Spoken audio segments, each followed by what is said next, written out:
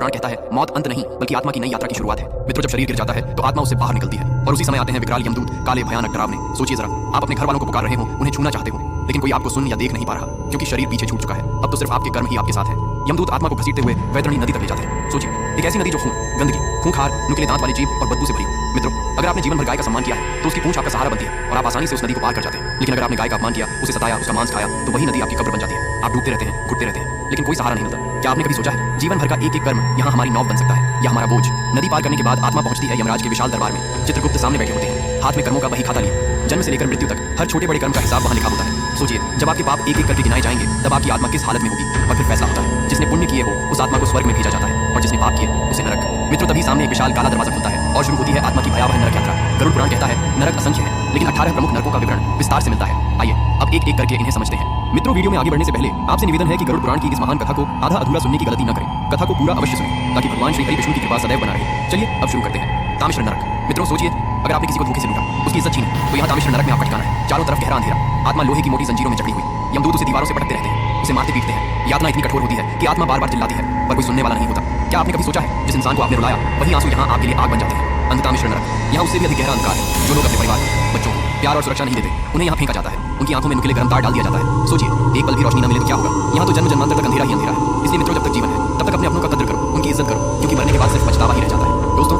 गरुड़ पुराण में एक भयानक नरक का वर्णन मिलता है, रौरव नरक। कहते हैं यह नरक कभी शांत नहीं होता। यहाँ हर पल डरावनी चीखें और दर्द से भरी आवाजें गूंजती रहती है। चारों तरफ ऐसे भयंकर जीव रहते हैं जो पापी आत्माओं को टुकड़े टुकड़े कर नोच नोच कर खाते रहते हैं। यह नरक खासकर उन लोगों के लिए है जिन्होंने किसी निर्दोष को सताया, किसी को बेवजह रुलाया या अपनी ताकत का गलत इस्तेमाल करके दूसरों पर अत्याचार किया।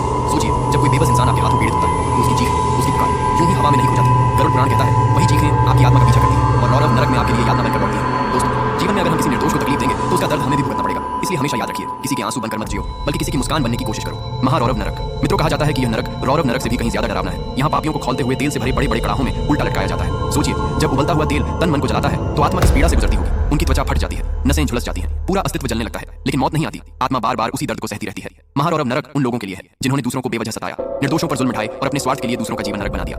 कुंभीपाक नरक। गरुड़ पुराण में कहा गया है यह नरक खासकर उन लोगों के लिए है जो अपने माता पिता का अपमान करते हैं, उनकी सेवा नहीं करते या गुरुजनों की आज्ञा का पालन नहीं करते।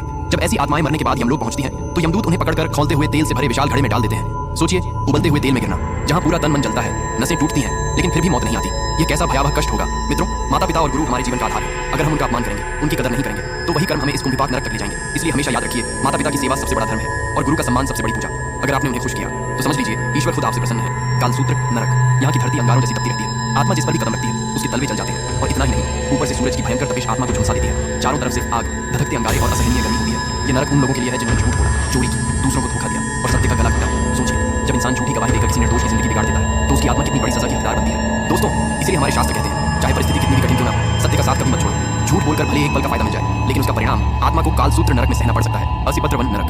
कहा जाता है कि यह नरक एक जंगल जैसा है, लेकिन यहाँ के पेड़ों पर पत्तों की जगह धारदार तलवारें होती हैं। चारों तरफ सिर्फ तेज धार वाली तलवारों से भरा भयावह जंगल फैला रहता है। मित्रों, यह नरक उन लोगों के लिए है जो धर्म के नाम पर पाखंड करते हैं, नकली साधु संत बनकर लोगों को धोखा देते हैं और भोली भाली जनता का विश्वास तोड़ते हैं। ऐसे पाखंडी जब इस नरक में पहुंचते हैं तो हर कदम पर उनके शरीर की चीर फाड़ होती रहती है। जहां भी जाते हैं तलवार जैसी तेज धार उन्हें काटती रहती है। आत्मा बार बार घायल होती है, लहूलुहान होती है, लेकिन मौत नहीं आती। दर्द का यह सिलसिला लगातार चलता रहता है। शुकर्मुख नरक। दोस्तों, यह नरक खासकर उन लोगों के लिए है जिन्होंने जनता का हक मारा, भ्रष्ट नेता बने, रिश्वतखोरी की और जनता का धन लूटकर अपने सुख सुविधाओं पर खर्च किया। कहा जाता है कि यहाँ यमदूत सुअर जैसे मुख वाले भयंकर रूप में आते हैं। वे पापी आत्माओं को बार बार काटते हैं, नोचते हैं और चीर फाड़ करते हैं। आत्मा दर्द से चीखती है, तड़पती है, लेकिन यातना वही खत्म नहीं होती, क्योंकि हर बार जब शरीर टुकड़े टुकड़े हो जाता है तो तुरंत फिर से जुड़ जाता है ताकि उस पीड़ा को बार बार सहना पड़े। अंधकूप नरक। यहाँ एक गहरा कुआं है, लेकिन इसमें पानी नहीं बल्कि असंख्य जहरीले सांप और बिच्छू भरे रहते हैं। इस कुएं में जिस आत्मा को गिरा दिया जाता है उसे हर पल इन जहरीले जीवों के डसने और काटने की यातना झेलनी पड़ती है। यह नरक उन लोगों के लिए है जिन्होंने अपने घर आए मेहमानों का अपमान किया, शरण लेने आए व्यक्ति को दुत्कार दिया या किसी असहाय को ठुकरा दिया। वादक नरक। यहाँ इस नरक में आत्मा को कभी आग पर जलाया जाता है और कभी बर्फीले तूफान में फेंका जाता है। जिनकी वाणी ने दूसरों को जलाया, जिन्होंने अपशब्द बोले, वे यहाँ जीव के दोष का फल भोगते हैं। हिमशीत नरक। यहाँ ऐसी ठंड होती है कि हड्डियां टूट जाती हैं। जिनके दिल में दया का ताप नहीं था, जो पत्थर दिल बने रहे, वे आत्माएं यहाँ ठिठुरते रहते हैं। ऊर्ध्वभाज नरक। गुरु और मंदिर का अपमान करने वालों को यहाँ उल्टा लटकाकर चीर दिया जाता है। उनका अहंकार टुकड़ों टुकड़ों में बिखर जाता है। धूम्र नरक। नशा करने वाले